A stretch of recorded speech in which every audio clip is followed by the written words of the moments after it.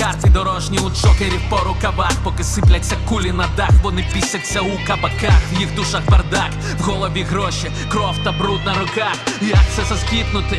Біль ходить за мною, ніби тварина то темна. Мій готам осліплий, зиркає у порожнечу вітринами темними музиками. Якщо ви раптом не в курсі, то оце Міша правильний. А ось це Ужгород. І трек Міші ідеально підходить цьому місту. На жаль. Бачите, Тезуми дуже далека, крихітна околиця, про яку в Києві згадують вкрай рідко, тож і грошей сюди виділяють вуж наплакав, можна було б зрозуміти і прийняти до 22-го. Але потім віддаленість від лінії фронту і нескінченних повітряних тривог зробили Ужгород унікальним. Тут немає комендантської години. Звідси за 10 хвилин можна доїхати до кордону з Словаччиною, за 40 – з Угорщиною, за менш ніж 2 години – з Румунією. Сюди потекли гроші, багато грошей. Як від тих, хто вирішив переїхати особисто, так і від тих, хто взявся перевозити в регіон свої бізнеси. Здавалося, зараз місто покаже, що йому раніше просто трохи бракувало ресурсів. І кине виклик відносно сусіднім Кошицям, Дебрецену чи Ораді. Тут почнуть будувати нові школи і садочки, займуться реновацією своєї прекрасної історичної забудови, зведуть новенькі мости через Уж, які одразу стануть символами міста, облаштують по-людськи міську площу і закінчать врешті благоустрій хоча б свого центрального парку. Але й ото правда, що тільки здавалося. Ні, масштабні будівництва тут запустилися. Щоправда, будують тут виключно монструозні житлові комплекси, паразитуючи на залишках зелених зон, пафосні ресторани і торгові центри. Все це гуркотить, шкварчить і світиться на тлі розбитих тротуарів, аварійних мостів і зачуханих берегів колись красивої річки. Під будівельні майданчики тут прихапують все, до чого можуть дотягнутися. Промки, котельні, стоянки автобусів, історичний центр і навіть ботанічний сад. На що вам та зелень? Беріть вже свій квадратний метр за ціною на рівні Київської і дякуйте. Це виглядає як проблема. Ні, це виглядає як величезна проблема. І щоб розібратися з усім цим, однієї пари рук не вистачить. Тож приїхали в Ужгород ми вдвох зі Світланою. Привіт! А я знімаю на ось це, Віка помаши. О, я тут. Все, я пішла. Вона детально розповість про проблеми міста, бо їх виявилося дуже багато, а я ж сконцентруюся на їхніх причинах. Ні, трохи не так, на їхній причині, бо на мою глибоко суб'єктивну думку, основна причина тут, схоже, одна. Точніше, один. Бачите, ми звикли шпиняти мерів міст за те, що вони нічогісінько не роблять для міста, або за те, що в угоду забудовникам фактично власними руками спотворюють один історичний сектор за іншим, або за зв'язки з край мутними бізнесменами, або за корупційний шлейф, або за клановість. Але випадків, щоб усе це було про одну й ту саму людину, не те, щоб багато. І тут Ужгород теж демонструє свою унікальність. Я дякую всім, хто критикує мене, адже це мотивує мене і заставляє бути в тонусі і дивитися на проблему з іншої сторони. Але ми не будемо зупинятися на досягнутому. Богдан Андрієв керує містом майже 12 років. І за цей час він втрапив в таку кількість скандалів, які позаздрив би і Кличко, і Філатов з Тереховим. Кримінал по корупції, суди по конфлікту інтересів, безконтрольне погодження будівництва, тендери для свого оточення, регулярні обшуки і ціла колекція заступників з проблемами з законом. Тож привіт, я Віка, ви на Бігус.Інфо, а ми знову на Закарпатті. І сьогодні у нас мерська розпаковка, точніше її перша частина – корупційна. Другу, уже скоріше урбаністичну від Світлани, чекаємо дуже скоро. Ну і перед тим, як почати, кілька секунд ниття. Я дуже хотіла встигнути на цвітіння сакур, а вони, падлюки, вже відцвіли. І все, не побачила Віка краси. Але розрадити мою зранену душу можете ви підпискою на канал, поширенням цього відео, ну і, звісно ж, вподобайками та коментарями. Обіцяю читати і відповідати. А тепер давайте будемо починати.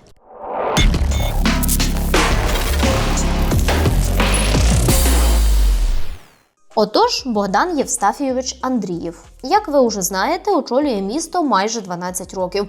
З 2014-го був секретарем та виконувачем обов'язків міського голови. З 2015-го офіційно Ужгородський міський голова. Чим за 12 років Богдан Андрієв як мер запам'ятався в місті?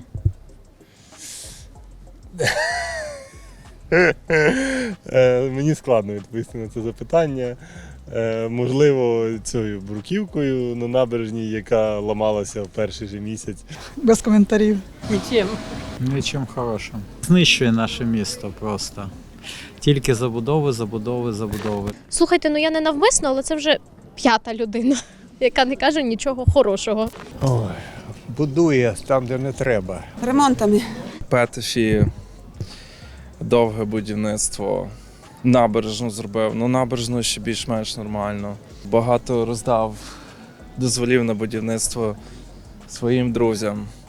Я дякую всім, хто критикує мене, адже це мотивує мене. Якби мене попросили зробити з Андрієва резюме, то починала б я його зі слів: мер має унікальний талант чи не кожного божого року вляпуватися в черговий скандал. Але скандали скандалами, а бізнес рідній від того не страждає. Навпаки, росте і розвивається, примножуючи активи. Але на всі звинувачення у збагаченні на посаді мера у Богдана Андрієва завжди є одна і та ж відповідь. Я прийшов на роботу в Ужгородську міську раду з бізнесу. А ще з партії регіонів і з закидами про участь у антимайдані. Але дійсно прийшов з бізнесу, про походження якого мер говорити не дуже любить, бо бізнесу передувала, звісно ж, закарпатська митниця.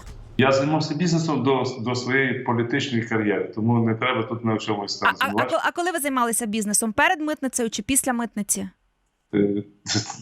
Чи паралельно? Я звільнився у 2002 році або 2003, а прийшов на посаду міського голови в 2015 році. Тобто достатньо в мене був термін для того, щоб працювати в бізнесі. З 1996 по 2004 Андрієв працював у відділенні по боротьбі з контрабандою та порушеннями митних правил, пройшовши шлях від інспектора до начальника відділу. Закарпатська митниця і сьогодні з усіма тими камерами, атестаціями, цифровізацією, бебом і рештою страшних слів є диким полем, де і свій до свого по своє, і друзям все, а ворогам закон. 90-ті і нульові взагалі страшно згадувати. Тож і не дивно, що цілий начальник відділу цілої закарпатської митниці з держслужби стрибнув відразу у великий бізнес. В бізнес, який його родина активно розвивала, поки сам Андрієв невтомно рубав на митниці голови корупційним гідрам. В бізнесі, яким він наступні роки буде пояснювати все дороге і масштабне. Першим крок у бізнес зробив брат мера Андрій Андрієв, нині впливовий бізнесмен і уже кілька каденцій поспіль депутат Закарпатської обласної ради. Свій ФОП він зареєстрував у 99-му. У 2002-му ФОП відкрила нині колишня дружина брата мера, а у 2003-му вже колишня дружина мера – Влада. Чим на зламі 90-х і нульових мріяли займатися всі підприємці країни? Бінго! Розпилом і приватизацією усього державного. Всім хотілося, не всім моглося, але Андрієвим щастило. Так в родини з'явилися дві перші компанії, які займаються транспортом. Одна з них на базі колись державного ужгородського АТП 12107. Мені цікаві люди, які стоять на брудних зупинках у болоті і нема автобуса. Оце мене турбує, розповідав Андрій у якомусь інтерв'ю ще років з 10 тому. Що ж, люди досі стоять на зупинках, а от автобуси є, серед яких і мерські, звісно. Вибачайте, родинні. Ні, не думайте про конфлікт інтересів. Ну і що автобусні маршрути міста, яким керує Андрієв, обслуговує, зокрема, і транспорт, яким керує його родина. Подумаєш, аби ж не турбувався пан мер. Звідки в родини Андрієва взялися стартові капітали на початок такого бізнесу? Питання, мабуть, риторичне, особливо зважаючи на його попереднє місце роботи. Але от масштаби розвитку родинної справи за короткий період починають вражати. Схема цього масштабування лишалася незмінною. Було АТП державним, стало приватним. Був Закарпатавтотранс, який володіє чи не усіма автовокзалами області державним, став приватним. Тоді ж серед активів родини з'явився дитячий табір, агрокомплекс, один кар'єр другий кар'єр. Вриваюся в сюжет Віки, щоб поділитися корисним. Я вчу англійську в школі Cambridge UA вже півроку, але найскладніше для мене було почати, бо потрібно було знайти час у своєму графіку, щоб систематично відвідувати уроки. Але в сучасному темпі для навчання є не так багато часу, як хотілося б. І тут класно допомагають відеоуроки від Cambridge UA. Це можливість вивчати англійську будь-де і будь-коли. Навчання легко поєднати з якимись справами, бо кожен урок в записі і триває до 10 хвилин. Автори відеокурсів – сертифіковані викладачі. Є відео і для дітей, і для дорослих, а підійдуть уроки не тільки початківцям, а й тим, хто хоче опанувати якусь складну тему. Наприклад, про електроенергію, прилади та блекаути. А подкасти про культові серіали і фільми заходять навіть після напруженого робочого дня. Протестувати формат можна лише за 1 гривню. Вводьте промокод BIGUS і отримаєте доступ до всіх відеоуроків від Cambridge UA на місяць. Втім, без служіння державі Андріїв витримав недовго. Вже у 2006-му він вирішив, треба займатися політикою. І разом з братом пішов на вибори. Так один Андріїв став депутатом міськради, другий отримав мандат в області. Історія для того часу настільки типова, що аж банальна. Бо як ще захищати, розвивати і масштабувати бізнес, якщо не через депутатство? Нагадаю, в той же період нардепами обиралися, наприклад, Рінат Ахметов і Таріел Асадзе, що означає, ці світлі думки прийшли в голови багатьом бізнесменам. Мода на помаранчеве швидко скінчилася. Парламентська криза вбила чималий цвяшок в тогочасну політичну ситуацію, яка у 2010-му вже повністю вийшла з-під контролю. Президентом став Янукович. Сім'я стала у керма. Партія регіонів висіла на кожному бігборді, тож на наступні вибори Андріїв йде вже під біло-блакитними прапорами. Втім, якщо в середньовіччі політичні союзи будувалися через шлюби, то в той час через спільні бізнеси. Тож родинний бізнес Андрієва поповнюється альтернативною енергетикою. Розвивають вони його не аби з ким, а з доньками тодішнього очільника Закарпаття Олександра Ледиди та ріднею екс-нардепа від партії регіонів Василя Ковача. Було доволі кумедно спостерігати за тим, як Ледида-губернатор якось їздив з робочим візитом на одну з нововідкритих СЕС, яка тоді вважалась найбільшою на заході країни. Там він тоді розповідав, що це все приватні гроші, скромно замовчуючи, що в тих 100 мільйонах гривень інвестицій була і його горда частка. Ні Революція Гідності, ні втеча Януковича, ні зміна політичного керівництва країни на цей бізнес ніяк не вплинули. Тож нині це ціла група компаній, яка займається проєктуванням, будівництвом, дослідженням та експлуатацією об'єктів. Серед іншого, енергетичні компанії рідні мера, колишнього губернатора і колишнього нардепа займаються міні-ГЕС та сонячними електростанціями. Ой, ну то що, проблема тільки в репутації партнерів, а також ж бізнес дуже богоугодний, особливо в нинішні темні часи, скажете ви. І ні, проблем там і без репутації вистачає. Компанії фігурують у судах про ухилення від сплати податків і виведення землі з власності сільради під ті самі СЕСки. Але я ж зараз не про це. Я намагаюся коротко показати хронологію і масштаби. Хвилину тому я сказала, що Революція Гідності ніяк не вплинула на бізнес регіонала Андрієва. Зате вона вплинула на статус регіонала Андрієва. Позитивно, бо після Майдану він став секретарем і виконувачем обов'язків міського голови. За результатами таємного голосування виконувачем обов'язків міського голови став Богдан Андрієв. Громадськість вважала це рішення незаконним, тож лишилась обурена. Ініціюємо дострокові вибори міської ради, звертатися до парламенту, до президента, до губернатора. Досить було вам тут сидіти, хлопці. Ви можете тільки ділити землю і теребанити посади. Ганьба вам! Ні, він не покаявся за роботу на, давайте відверто, кубло бандитів і зрадників. Власне, за це місцеві активісти закидали йому участь у антимайдані і погрози фізичною розправою. Згодом про участь у антимайдані Андрієву ще не раз згадають, але він від цього відхрещується. Коли спалили приміщення, наприклад, Служби безпеки у Франківську, розгробили там приміщення міськвідділів у Львові, якщо ви пам'ятаєте, ці події.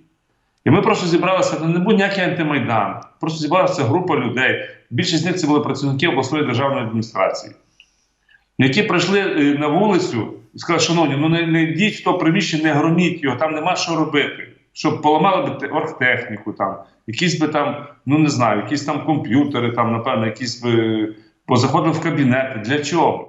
Але непокаране зло зростає, а після революції карати було нікому. Одні з Майдану одразу поїхали на війну, інші зайнялися поділом посад і потоків. Забули і про бекграунд Андрієва, тож за рік починається повноцінна епоха мерства. Тепер ж офіційно міського голову обрали в Ужгороді. Там керуватиме кандидат від «Відродження» Богдан Андрієв.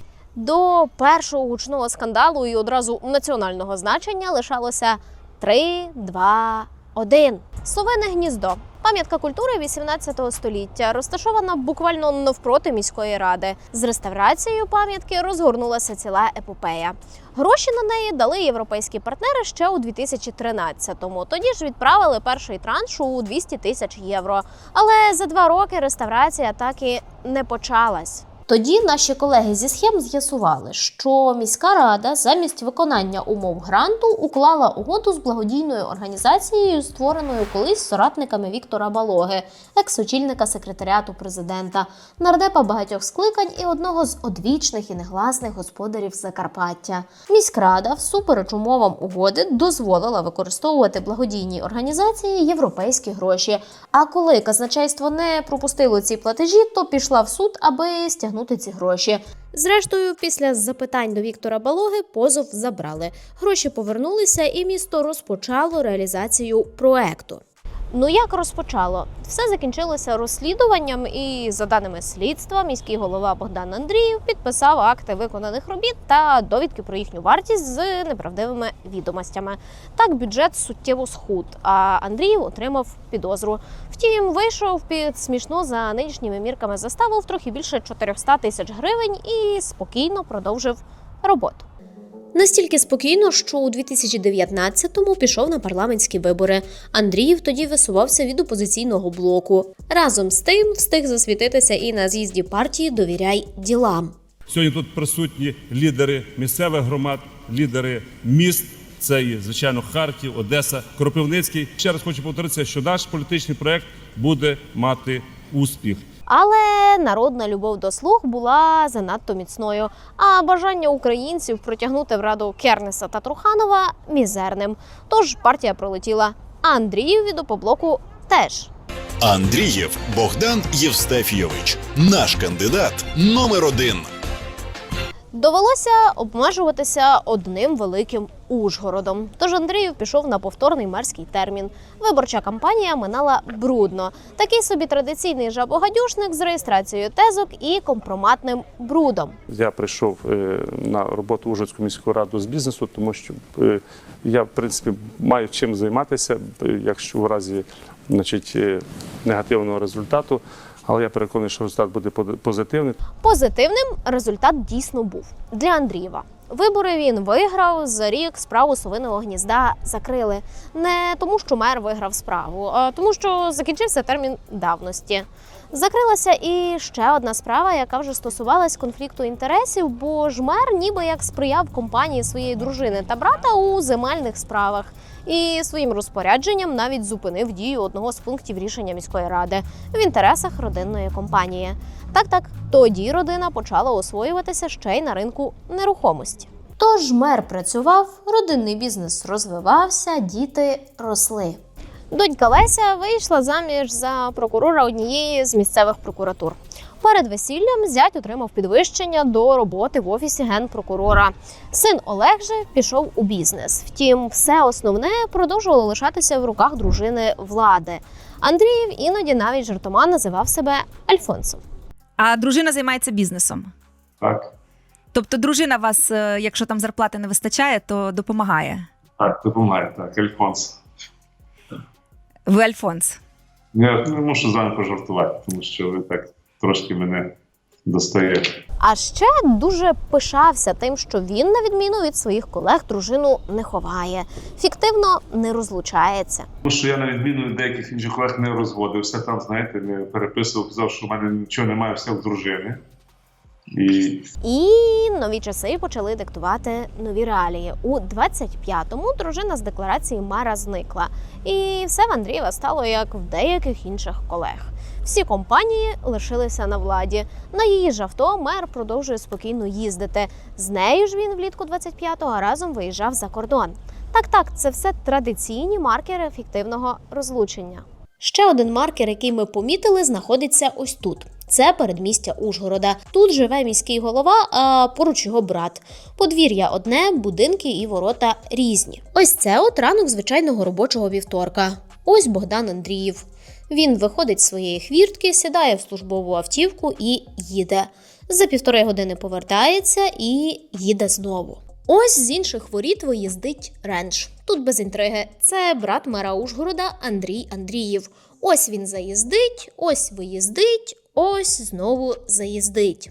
О, ще один рендж. Заїздить на територію з такою ж частотою. На ньому активно катає жінка, дуже схожа на дружину брата мера і депутата облради Андрія Андрієва Наталю. Колишню дружину, до речі. І колишня вона ще з далекого 2020-го, акурат після виборів, під час яких він ще красиво говорив про сімейні цінності. Сім'я – це затишок, це спокій, і це твої найбільші радості, які ти отримуєш в житті. Але, як бачите, за 6 років після розлучення колишня системно виїздить з дому. Ось заїздить. І знову виїздить. А от проноситься центром міста. Але оскільки в авто видно погано, то ось вам ще один доказ. Син мера привозить додому колишню брата мера та проводить до хвіртки. Ось приїздить донька мера на Мерсі. А ось син мера на Порші. Але окрім усіх цих автівок, упродовж кількох днів ми помічаємо ще одну – білу Ауді, яка заїздить і виїздить лише з воріт мера. Вона зареєстрована на одну з родинних компаній, і користуватися нею меру дозволяє колишня дружина. Безкоштовно, між іншим. Це прям в декларації зазначено. Усі ж колишні так роблять, хіба ні? І катається Ауді з мерського дому і додому регулярно. У час, коли мер на роботі, або ж взагалі у відрядженні. Або як тут, виїздить невдовзі після мера. І оскільки усіх інших членів родини ми вже бачили на їхніх автівках, то хто б це міг бути? Свої варіанти можете написати в коментарях. Але особисто у мене є стійке відчуття, що за кермом саме дружина мера. Колишня. Ще у родині, схоже, існує поділ номерних знаків. Наприклад, обидвоє ренжів, на яких їздять брат мера і його колишня, на номерах 0090. Ось ця Ауді і Порш сина мера на номерах 001, що теж якби мені натякає. Андрієв Богдан Євстафійович. Наш кандидат номер 1. Ну і окей, скажете, що я придираюсь, але після розлучення аватарку у Фейсбуці міський голова так і не змінив. На ній досі залишається щасливе фото з дружиною та дітьми. Якось аж занадто багато збігів для розлучених людей. Щось схоже ми вже бачили з вами у історії з головою Закарпатської ОВА Мирославом Білецьким. У нього теж була колишня з купою активів, які через колишність не потрапляли до його декларації. Але це ніяк не заважало жінці дбайливо збирати вранці чоловіка на роботу. Після того ефіру, до речі, серця знову воз'єдналися, і дружина з'явилася в декларації. Пане Богдане, ви беріть приклад з колеги. Для чого тоді було це розлучення? Ну дивіться, я оце вже хвилин 10 розповідаю про масштаби родинного бізнесу колись скромного митника, про гроші, які взялися звідкись, про те, як політична діяльність крокувала в ногу з комерційною. Але так само, як 22-й поділив для нас усіх світ на до та після, він на оці до та після розділив і мерський бізнес. Гроші потекли в місто разом з кілометровими заторами на трасі Київ-Чоп. Оренда в місті злетіла до небес. Але місця для всіх не вистачало. Люди хотіли все більше і більше квадратних метрів. І отже, як вдало все повернулося. Мером міста, від якого всі хотіли нових житлових комплексів, була людина, чия родина, в тому числі, їх і почала активно зводити. Ці масштаби вмістити в одненьку декларацію було б вже вкрай складно. Влада Андріїв як дружина з'являлась у декларації мера востаннє у 24-му. Але у декларації за цей рік Богдан Андріїв не вказав ні доходів, ні збережень жінки. Хоча, за даними наших джерел, за 24-й Влада Андріїв отримала понад 50 мільйонів гривень. Натомість засвітив двійко на той момент свіжостворених дружиною самого мера і жінкою його брата компаній. Наприклад, ТОВ «Закарпатська 22» з'явилась у січні 24-го. Назва прямо вказує на адресу. Ось це місце. Колись, як кажуть місцеві, тут був дитячий садочок, нині новий житловий комплекс. Проти його зведення виступали місцеві мешканці. Але ніщо не спинить дружину мера, який кортить будувати, навіть якщо ця дружина уже колишня. Ось тут я зроблю невеличку паузу і нагадаю, що якщо ви давно за нами стежите, але ніяк не наважувалися оформити платну підписку, то, можливо, це якраз той самий знак. Бо окрім причетності до змін, ви отримуєте доступ до багатьох бонусів. Наприклад, нещодавно ми провели офлайн-зустріч зі спільнотою. Тренінг із тактичної медицини від медслужби УЛЬФ підрозділу «Вовки да Вінчі». І всіма своїми враженнями з ноткою закулісся ми ділилися в нашому секретному чаті. Всі необхідні посилання, як долучитися до підтримки редакції, шукайте під цим відео.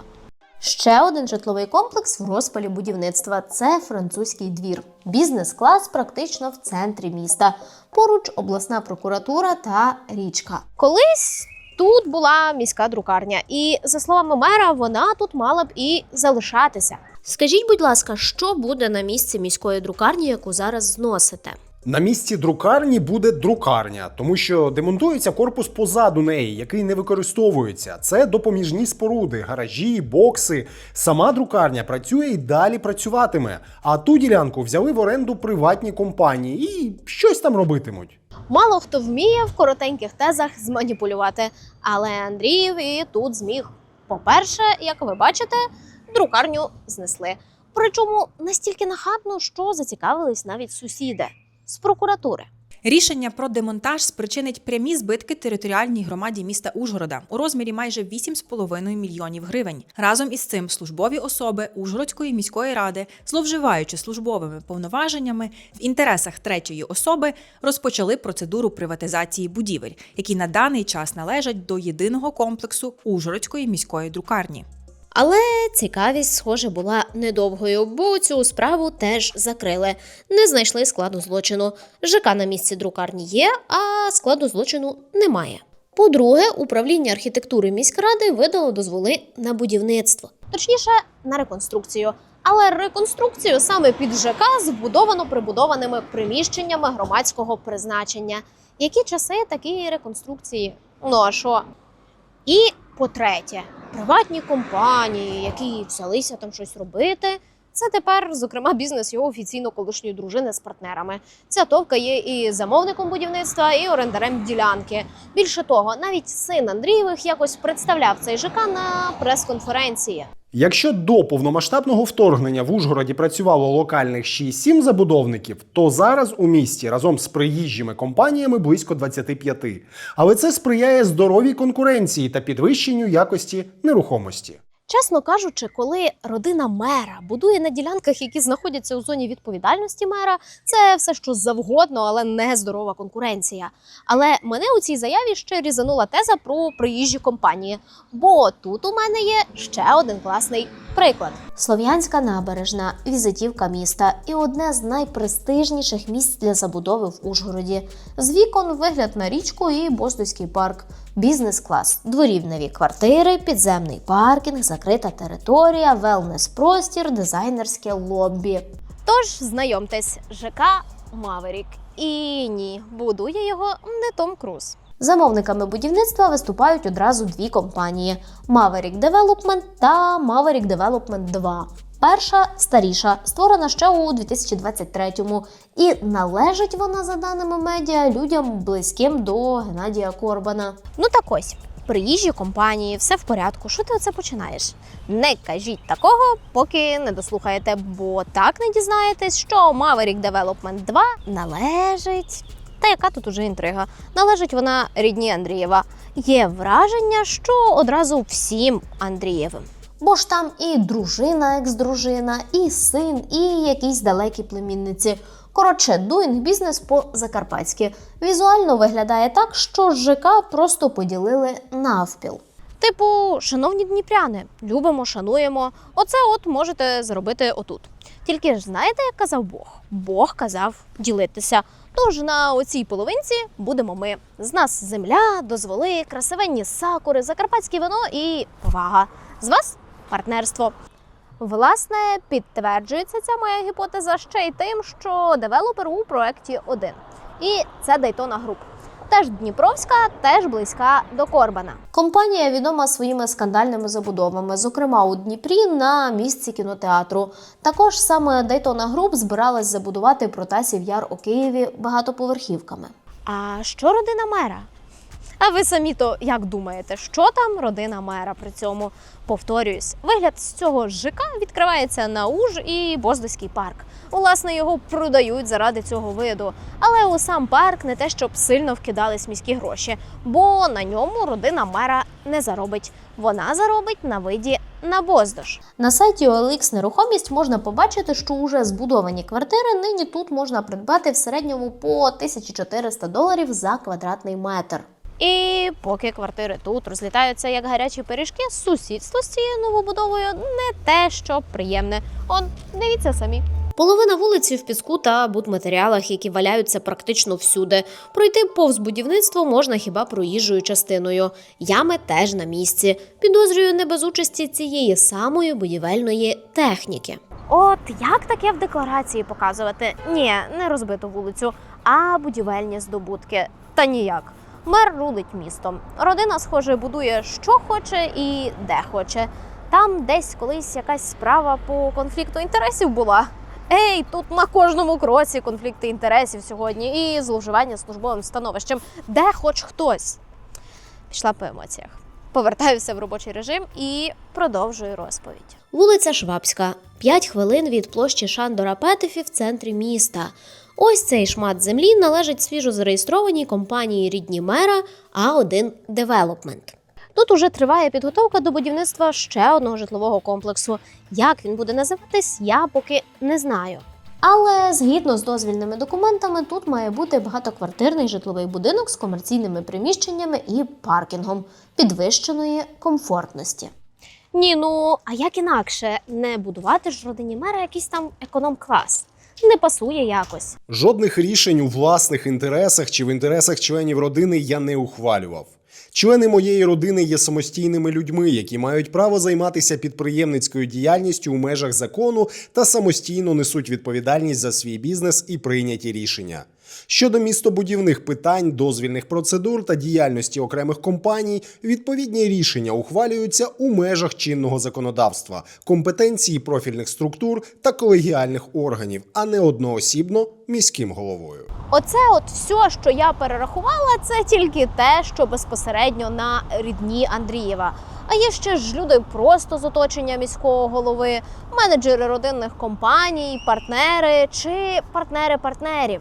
Центр міста – урядово-житловий квартал Малий Галагов. Якщо простими словами, це історично цінний район в центрі Ужгорода, побудований в часи, коли Закарпаття входило до складу Чехословаччини. Тут і досі знаходяться усі адмінбудівлі міста та області, тому, як ви розумієте, про нове будівництво у цьому районі не може бути і мови. Тут і про старе не дуже то думають. В парі сотень метрів звідси центральна площа і старий пішохідний міст через Уж. І от біля мосту аварійна стіна. Ну, вона буквально падає. Вам про це вже більше Світлана у своєму випуску розкаже. Але не можу не звернути увагу, як же дбайливо комунальники полікували її загородженими стрічечками і блоками. Ну і все, бо меру, схоже, не до того. Коротше, це я до чого. Мер ще у 2018-му хвалився, що обговорив з прем'єр-міністром важливість внесення цього історичного району у спадщину ЮНЕСКО. Казав, що історичну цінність важко переоцінити. Але знову зманіпулював, бо переоцінити її виявилося вкрай легко. По актуальному курсу валют і з врахуванням середньої ціни квадратного метра нерухомості у місті. Ще у 2016-му у родинної бухгалтерки Андрієвих Тетяни Ковач, і це я не придумую, Ковач сидить в їхній фірмі і веде ФОП екс-дружини брата мера. Ба більше, її навіть так у гетконтакті люди підписують. Тетяна Бух Андрієва Олега, Тетяна Бухгалтер Андріїв. У цієї бухгалтерки виникає бажання облаштувати виставковий зал у старій котельні в самісінькому центрі. Навпроти СБУ, трохи далі міськрада, позаду апеляційний суд. На прикладі друкарні ми вже знаємо, якщо щось потрібно людям мера, то треба це щось вирішити. Тож місто спочатку дає приміщення жінці в оренду, а згодом дозволяє їй і взагалі викупити ту котельню. Здавалося б, перемога. Виставковому залу, треба він там чи ні, бути. Ось, до речі, і він. Щось якось не сильно схоже. Правда? Тож, як ви зрозуміли, бажання затухає на роки – до 24-го. Тоді містян покликали на громадське обговорення розказати, що тут буде 5-поверхова будівля готельного типу з апартаментами і підземним паркінгом. А як же ж виставковий зал? Та і взагалі тут же ніби не можна таке. Пане мер, самі ж казали, ЮНЕСКО, всі діла. Як же так? Як? Та отак. Що за кілька місяців у 25-му міська рада голосує і затверджує детальний план території, який дозволяє тут будівництво. Бувай, ЮНЕСКО, привіт, бабло! Зараз тут поки нічого не відбувається. Котельня, яка ще 10 років тому мала б стати виставковим залом, схожа Та самі дивіться, на що схоже. Робіт тут ще не починали, але є стійке відчуття, що це питання часу і доволі швидкого. Бухгалтерка котельню з себе переписує на свіжу компанію. І, звісно ж, далі з неї самоусувається. Бо вже геть нахабне паліво було б. Тепер нею володіє Іван Радь. Іван Радь – це юрист. З кількості компаній і тегів в гетконтакті можна зробити висновок, що він допомагає з реєстрацією фірм. Підозрюю, що Радь в цій історії суто номінально. Пішли далі. Скандал з забудовою Ботанічної набережної. Там вирішили збудувати ЖК. За проєктом стоїть Іван Волошин, колись заступник міського голови і депутат Ужгородської міськради. Дуже дивно співпало знесення або підпал однієї із споруд на території Ботанічного саду. На цю територію вже бачимо фактично будівельний майданчик на Повзарі. Також, що взагалі неприпустимо, зруйнований повністю на місці провулку, який є землями загального користування, вирити котлован. Причому глибиною достатньою, що є взагалі загрозливим. По-перше, це не може втручання в землі загального користування без дозволів на порушення об'єктів цілісності об'єктів благоустрою, на виконання земельних робіт в межах історичного ареалу, тому що це дає Міністерство культури. І згідно з нашими відомостями, замовник цього не має. Це правозахисниця Наталія Майстренко. Вона допомагає громадам захищати Карпати, зокрема у справах побудови ГЕС та ВЕС. Також роками займається захистом зелених зон в Ужгороді, серед яких і кейс Ботанічної набережної. Я думаю, що сьогодні ми знайдемо якийсь консенсус. Ага, консенсус. Дуже цікаво на нього подивитися. А от ще одна скандальна забудова – це теж набережна, але студентська. На будівництво тут, серед іншого, потрібно було погодження Мінкульту. Але, як ви розумієте, ось це от все будували без відповідних дозволів. Знаєте хто? Партнер Андрієва по тенісу. Ні, я не приколююся. Схоже, нормально так сет розіграли. Громадськість постійно виступає щодо неможливості забудови. Ми ж розуміємо, що фактично там відбулося захоплення так само земель загального користування. Там були газони і поряд парк, Ротарі парк. Але так само нагло здійснюється забудова, не звертається за уваги, без погодження із Міністерством культури. Здійснюється будівництво. Міністерство культури давало свої роз'яснення з цього приводу, що це незаконно. Вважаю некоректним трактувати особисті знайомства чи публічні контакти як доказ будь-якого впливу на роботу міської ради або діяльність органів місцевого самоврядування. При цьому до мера регулярно хтось приходить з обшуками. У 23-му були обшуки щодо незаконного виїзду депутатів за кордон під виглядом відряджень. У 25-му вже прямо і вдома, і на роботі. За даними місцевих медіа, вони стосувалися земельних схем. Але далі нічого не відбувається чомусь. Бізнес колоситься, мер мерствує. І попри кейс з незаконними виїздами депутатів, сам не проти з'їздити перейняти досвід закордонних колег.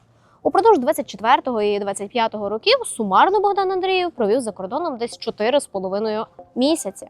Наприклад, у 24-му, за даними колег з медіа Варуш, мер у своїх закордонних вояжах, окрім європейських країн, встиг відвідати Мексику та США. У 25-му колекцію поповнили Тайвань та Британія. Цікаво, що про всі ці поїздки, окрім однієї, не згадували ні на сайті міськради, ні на офіційних сторінках мера. Таке особисто мені натякає, що досвід переймався на пляжах, в готелях і посеред красивенної історичної забудови, яку поки не додумалися забудувати родини мерів закордонних міст. Може, завдяки таким поїздкам в Ужгороді і з'явилась пальмова алея, щоб позвичніше було. Невже все тут аж настільки погано? Робить же мер хоча б щось хороше в тому Ужгороді? Робить. Робить гучні обіцянки. От на початку цієї каденції міський голова заявив: ми хочемо продовжити ті роботи, які ми вже зробили на протязі першої каденції. Це відбудова історичного центру, це інфраструктурні проекти, які в нашому місті. Це будівництво нового дитячого садочка, де вже зараз ми пройшли всі експертні висновки, подали для того, щоб було співфінансування з фонду регіонального розвитку, щоб ми його збудували. І зробили гарне, красиве європейське місто Ужгород. Це моє завдання як міського голови на найближчі 5 років. Минуло вже цілих 6 років. Садочку досі немає. Відбудова історичного центру остаточно добиває його.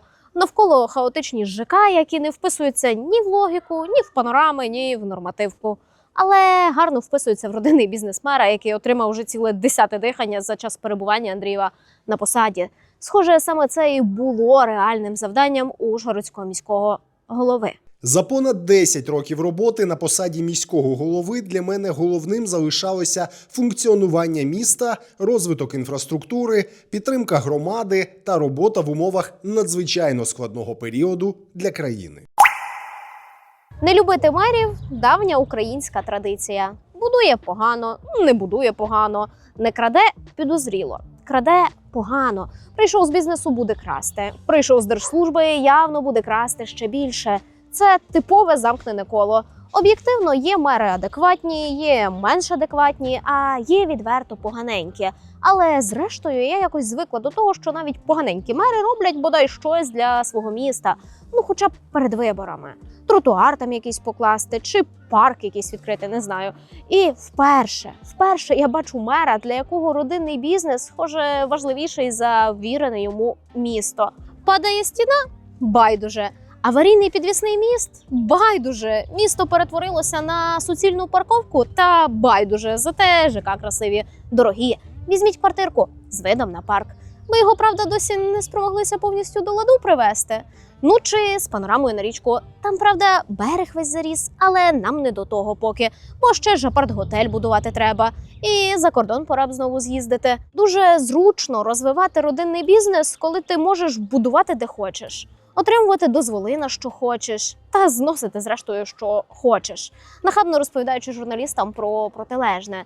Бо що тобі буде? В тебе тих історій стін уже не вистачає, щоб вішати. Громадськість прийде, та хай йде. Покричать і підуть. І геть останнє. Фактів буде 2, але вони дуже показові. У Андрієва одна з найбільших зарплат. Ні, не в Ужгороді, а з-поміж інших мерів інших українських міст. Більше отримують хіба Кличко і Терехов. І при цьому Ужгород з усіма релокованими бізнесами, новими ЖК і готелями десь на дні за кількістю виділених коштів на сили оборони. Тут їх навіть не закладають у бюджет. Здається, цьому місту треба новий герой, бо якось ніби як пороблено. Дякую, що додивилися аж сюди. Ставте лайк під цим відео, і так є ймовірність, що його побачить більше людей. І чергову справу, якщо вона буде, уже не зможуть закрити за термінами давності.